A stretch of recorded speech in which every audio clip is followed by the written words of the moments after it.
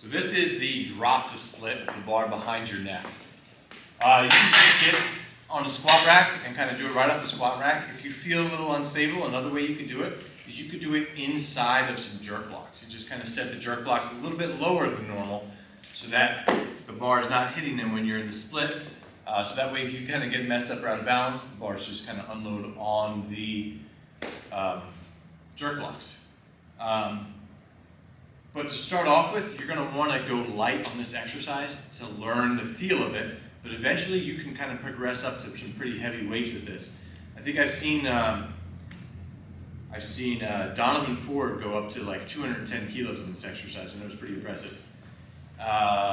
So for this exercise, what he's kind of doing, let's do another one. He's getting a little bit of play in his legs. He's not going from a complete dead stop. He's getting a little bit of play and then moving and dropping right into that split position. Good. So the things that he's learning here is he's learning how to move that front foot out quick when there's not a lot of time. And he's also learning to stop and decelerate that weight right away once his feet hit. So it's drilling that fast feet and decelerating the weight quick and recovering correctly. Always recover correctly, front foot and then back foot. The other variations of this, you can do this from the front rack. Obviously it'd be a little bit lighter, and you could do it overhead.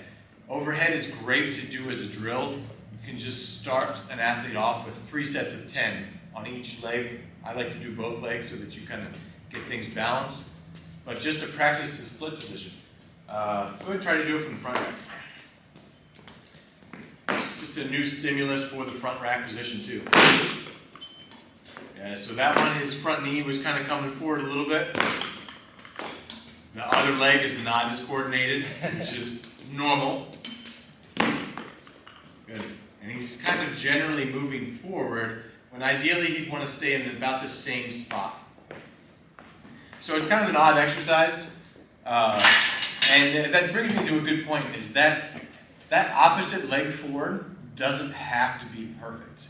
You know, ideally when you're doing a jerk, the one leg, it's really important for that to be kind of perfect because that's going to play into a lot of your consistency. But when you're doing the other side,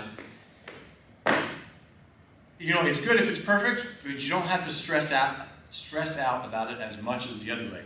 It's more about keeping things muscularly balanced by doing both legs. The coordination will catch up. It doesn't have to be perfect. You know, your handwriting in your right hand and the handwriting in your left hand, it doesn't have to be the same, but you can practice that and get dexterity in both of them. And that's kind of the same idea, is that it's going to be improving your structural balance. It doesn't have to be perfect.